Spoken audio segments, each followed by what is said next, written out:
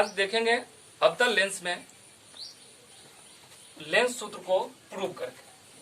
तो अवतल लेंस में पिछले क्लास में हम लोग देखे थे उत्तल लेंस में 1/v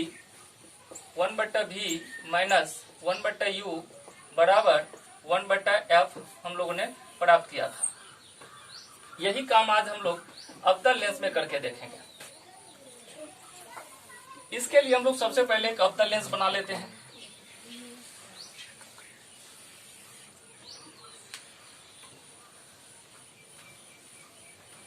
वीडियो को आप लोग अंत तक देखिएगा। हमारा दावा है इसको आप अच्छे से देखते जाएं। एक बार आप अच्छे से पूरा वीडियो देख लीजिए, फिर आपको पढ़ने की जरूरत नहीं होगी। तो ये हो गया हमारा अवतल लेंस। ये अवतल लेंस हो गया। अवतल लेंस के लिए एक प्रधान अक्ष बना दीजिए और इस पर हम एक वस्तु रखते हैं। ये हमारा वस्तु हो गया, इसका नाम दे दीजिए ए बी। अब प्रधान अक्ष के समांतर एक किरण जो लेंस पर पड़ता है, अपवर्तन के बाद ये ऐसे गुजरता है। अवतल लेंस में क्या होता है, इस तरह से किरण बाहर की ओर निकलेगा अपवर्तन के बाद। ऐसे स्थिति में इस किरण को जब हम पीछे की ओर यहाँ से पीछे की ओर बढ़ाते हैं तो ये लगता है कि यहाँ से गुजर रही है। जहां से ये गुजरती हुई प्रतीत होती है, यही अवतल लेंस का फोकस होता है। अब एक दूसरी किरण हम खींचते हैं यहाँ से, जो लेंस के प्रकाशीय केंद्र से होकर के गुजरेगा। वो ये किरण जहां पर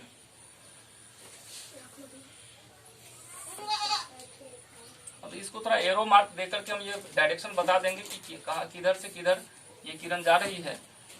यहाँ भी एक डायरेक्शन लगा देते हैं और ये अपवर्तन के बाद का डायरेक्शन हो गया। तो देखिए ये किरण जो ऑप्टिकल सेंटर से होकर के गुजरी है, ये जिसको पीछे की ओर हम बढ़ाए थे, इसको यहाँ पर इंटरसेक्ट कर रही है इस बिंदु पर, और जहां पर ये इंटरसेक्ट कर रही है यहीं पर हमारा प्रतिबिंब बन रहा है।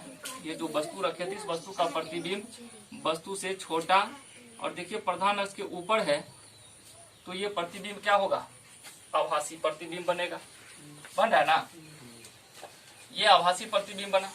यहाँ वस्तु का नाम ए बी रखे थे, यहाँ प्रतिबिंब का नाम रख दीजिए ए डैश और बी डैश, ए डैश बी डैश।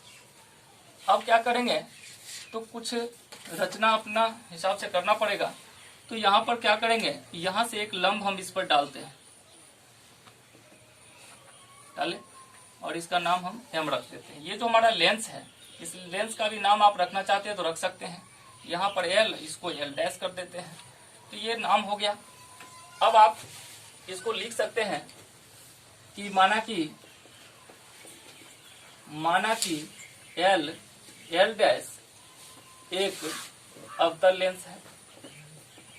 फिगर जो हमने ड्रॉ किया है उसको इस तरह से लिख देंगे तो पढ़ने वाले को पता चलेगा कि ये क्या हुआ है। तो माना कि एल डैश एक अवतल लेंस है। ए बी एक वस्तु है जो प्रधान अक्ष के किसी बिंदु पर स्थित है, जिसका प्रतिबिंब ए डैश बी डैश लेंस और फोकस के बीच बन रहा है। लेंस और फोकस के बीच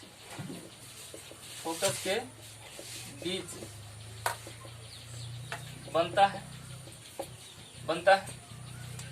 अब देखिए पिछला क्लास आपको याद होगा, जब हम उत्तल लेंस में ये व्यंजक प्राप्त कर रहे थे तो हम उस समय समरूप त्रिभुज देखे थे कि दो समरूप त्रिभुजों से हम लोग अनुपात लिए थे और तब हम लोगों ने उससे इतना प्राप्त किया था। यहाँ पर भी हम लोगों को वही करना है। यहाँ पर भी हम दो समरूप त्रिभुज पहले खोजेंगे कि दो समरूप त्रिभुज कौन हो सकता है। तो आप सबसे पहले देखिए यहाँ पर त्रिभुज AOB को देखिए, त्रिभुज AOB, ये बड़ा त्रिभुज को जरा ध्यान से देखो, यहाँ पर AOB एक त्रिभुज है, और इसमें देखिए एक छोटा त्रिभुज है, ये A'OB', एक छोटा त्रिभुज है ना। इस दोनों त्रिभुज के लिए हम लोग देखते हैं, त्रिभुज AOB तथा त्रिभुज A'OB', ये दोनों त्रिभुज समरूप त्रिभुज है। क्या है? समरूप त्रिभुज है। आप कहेंगे कि समरूप त्रिभुज कैसे है सर?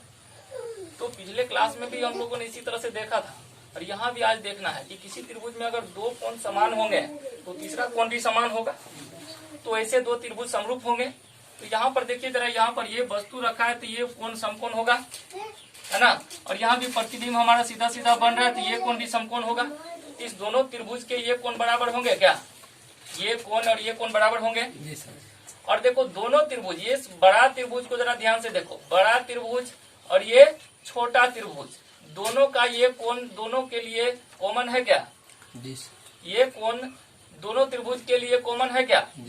आपको ये देखिए इस तरह से एक त्रिभुज इस तरह से है, और यहाँ पर एक लंब है इस पर, तो देखिए एक त्रिभुज तो ये छोटा बना और एक त्रिभुज बड़ा बना, और दोनों त्रिभुज के लिए ये कोण क्या है? उभयनिष्ठ है कि नहीं है?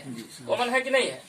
तो ये दोनों के लिए है, तो इसके लिए दोनों कोण जब एक ही है तो दोनों कोण बराबर होंगे आपस में कि नहीं होंगे? तो ये कोण दोनों त्रिभुज के लिए बराबर होंगे, और ये कोण और ये कोण दोनों बराबर हैं, समकोण है।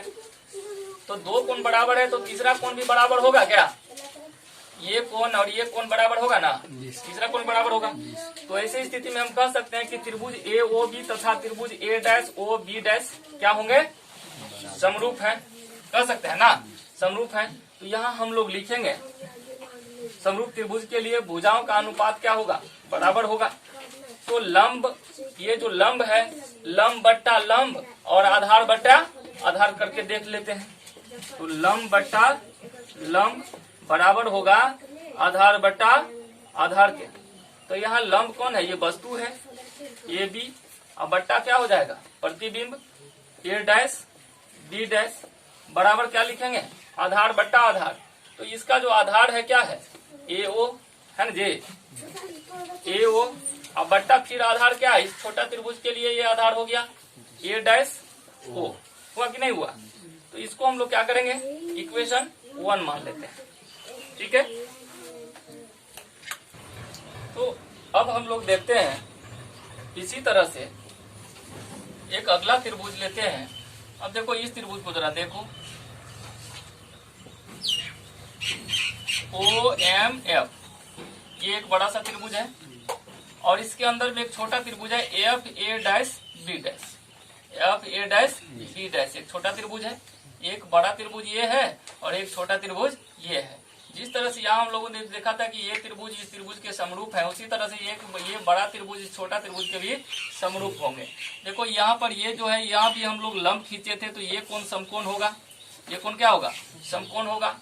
और यहाँ पर ये लंब है, ये भी लंब है, यहाँ समकोण बना रहा है, तो ये कोण भी समकोण बनेगा, है ना। तो ये कोण और ये कोण इसके बराबर होंगे, और इस दोनों त्रिभुज के लिए ये कोण क्या है? कॉमन है, उभयनिष्ठ है। तो ये दोनों कोण इसके लिए बराबर होंगे, दोनों त्रिभुज के लिए, बड़े त्रिभुज के लिए भी और छोटे त्रिभुज के लिए। तो ऐसे स्थिति में ये दोनों त्रिभुज क्या होंगे?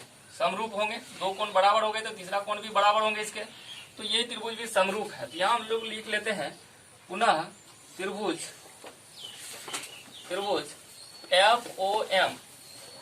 FOM तथा FA', त्रिभुज FA', समरूप है। इसीलिए क्या होगा? इसीलिए यहाँ भी लंब बट्टा लंब, यानी क्या है हमारा? OM बट्टा A', इक्वल टू आधार बट्टा आधार। तो बड़ा आधार क्या है? OF, क्या है ये? OF, और बट्टा क्या हो जाएगा? FA', है ना। तो ये हो गया। अब जरा देखेंगे ये जो OM है, OM बटा A डैश B लिखे हैं, ये जो OM है ये दूरी और ये दूरी दोनों बराबर आपको लग रहा है ना, दो समांतर लाइन है, बीच का लंबिक दूरी है ये, तो लंबिक दूरी तो समांतर लाइन का हर जगह समान होता है, तो OM और AB क्या होगा, बराबर होगा। यहाँ लिख देंगे चूंकि OM बराबर AB, इसीलिए हम लोग OM के जगह क्या लिख लेंगे, AB बट्टा A dash B dash equal to OF बट्टा FA dash. Okay, FA dash. अब जरा ध्यान से देखिए, फिर से आपको वही रिजल्ट मिला। लेफ्ट हैंड साइड आप देखिए इस समीकरण में, फर्स्ट समीकरण में, और इसको हम सेकेंड यहाँ पर लिख लेते हैं। फर्स्ट इक्वेशन में तो देखिए यहाँ पर ये लेफ्ट हैंड साइड हमारा क्या है, AB बटा A डैश B। ये इसको जरा ध्यान से देखो और वीडियो को अंत तक देखिएगा, आपको पूरी जानकारी मिलेगी आज। AB बटा A डैश B ये, और इसका लेफ्ट हैंड साइड देखिए पहले समीकरण का, क्या दोनों आपको सेम लग रहा है? नहीं लग रहा है सेम? हाँ, ये B डैश छूटा हुआ है इसमें, क्या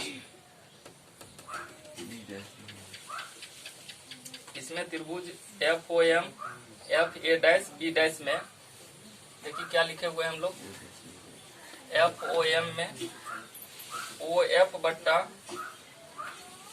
AB बट्टा A डैश B, तो ये A डैश B डैश होना चाहिए, ये छूटा हुआ है ना, ये लंब बट्टा लंब, तो A डैश B डैश ही ना है, ये छूटा हुआ था। तो ये देखिए ये दोनों सेम है, दोनों सेम है ना जी।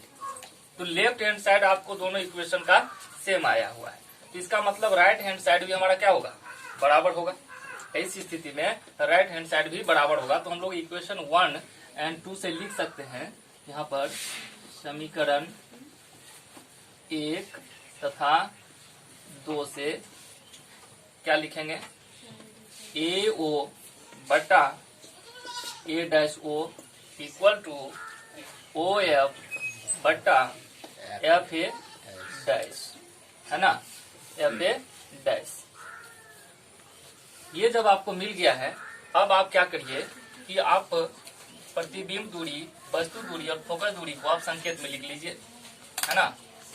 हमारा वस्तु यहाँ रखा हुआ है, तो लेंस के ऑप्टिकल सेंटर से दूरी हम लोग नापेंगे वस्तु के लिए, इसको हम लोग क्या मान लेंगे क्या मान लेंगे, U।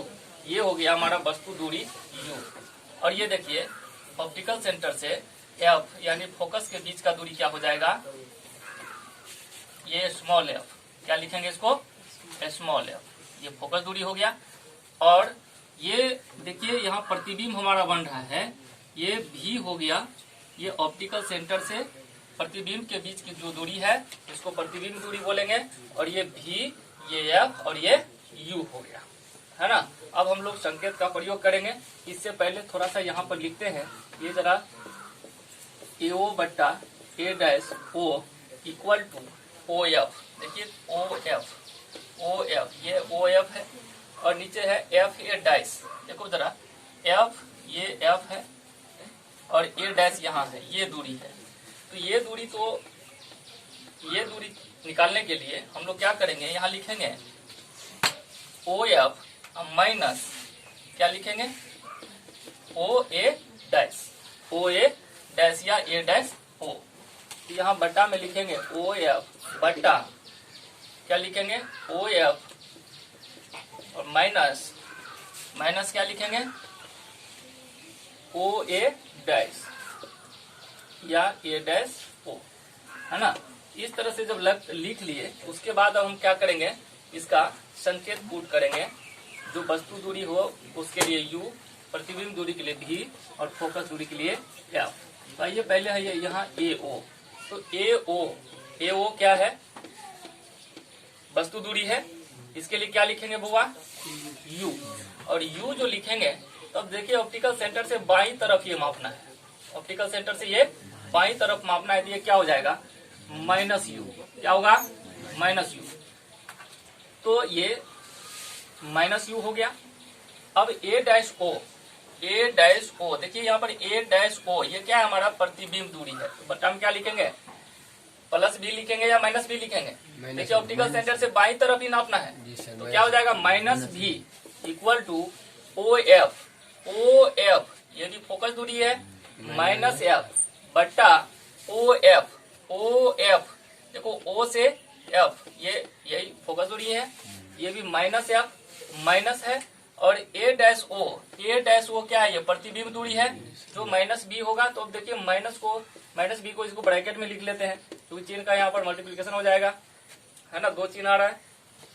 अब इसको हम लोग क्या करेंगे, चिन्ह का मल्टीप्लाई कर लेते हैं, चिन्ह को यहाँ पर एक दूसरे से, या माइनस देखिए दोनों ऊपर नीचे माइनस है, तो माइनस माइनस इसका कैंसिल हो जाएगा। तो ये क्या हो जाएगा, u बट्टा भी इक्वल टू माइनस एफ। अब बट्टा में भी माइनस एफ है और ये माइनस माइनस मल्टीप्लाई हो जाएगा, तो ये हो जाएगा प्लस भी, होगा ना। इसको हम लोग क्या करेंगे, क्रॉस मल्टीप्लीकेशन कर देते हैं। तो क्या लिखेंगे, भी माइनस एफ को मल्टीप्लाई करेंगे तो क्या हो जाएगा माइनस भी एफ इक्वल टू यू से इसको मल्टीप्लाई होगा तो माइनस एफ प्लस भी, फिर से इसको लिखना पड़ेगा अरेंज करके। तो माइनस भी एफ, यू को माइनस एफ को गुना होगा तो क्या लिखेंगे माइनस यू एफ, और यू को प्लस बी से मल्टीप्लाई करेंगे तो क्या हो जाएगा यू भी प्लस यू भी। अब फिर जैसे वहां पर हम लोग क्या किए थे, यू भी एफ से भाग दिए थे, तो यहाँ भी लिखेंगे हम लोग दोनों तरफ यू भी एफ से भाग देने पर, यू भी एफ से भाग देने पर, तो भाग दीजिए माइनस भी एफ बट्टा U V F equal to minus U F बट्टा U V F plus U V बट्टा यू भी एफ। अब जो कटने वाला है उसको काट दीजिए, भी एफ से भी एफ कटेगा, यू एफ से यू एफ कटेगा, यू भी से यू भी कटेगा। तो आपको क्या मिल रहा है यहाँ माइनस वन बट्टा U equal to minus one बट्टा भी और प्लस वन बट्टा एफ। अब इसको हम लोग लिख सकते हैं, माइनस वन बट्टा यू है इसको रहने देते हैं, माइनस वन बट्टा भी को हम लोग लेफ्ट साइड में ले लेते हैं। तो क्या हो जाएगा, ये प्लस वन बट्टा भी हो जाएगा और माइनस वन बट्टा यू पहले से है और इधर आपका बच गया वन बट्टा एफ। देखिए आपको इक्वेशन आ गया है, व्यंजक आपको प्राप्त हो चुका है ना। इसी को आप या तो ऐसे लिखिए या इसको हम लोग ऐसे भी वन बट्टा एफ इक्वल टू वन बट्टा भी माइनस वन बट्टा यू लिखेंगे, आपको व्यंजक मिल गया है। अब तक लेंस में आप व्यंजक प्राप्त कर लिए हैं, वन बट्टा एफ इक्वल टू वन बट्टा भी माइनस वन बट्टा यू लिख लेंगे यहाँ प्रूव्ड। तो आपको किसी भी तरह का इसमें परेशानी नहीं हुआ। हम समझते हैं कि आप दोनों लेंस में आप अच्छी तरह से इसको सीख गए हैं व्यंजक निकालना, और आगे भी आपको इसी तरह से हम वीडियो बनाकर देते रहेंगे, आप अच्छी तरह से समझते रहेंगे। आपको करना क्या है, कम से कम एक लाइक जरूर कर लेना है वीडियो को देखने के बाद, और आपको अच्छा लगता है देखने में तो कमेंट भी करिए, इससे हमारा एनर्जी बढ़ता है। आप हमारी एनर्जी बूस्टर हैं, एक लाइक एक कमेंट हमारा एनर्जी बूस्टर होता है। Thank you.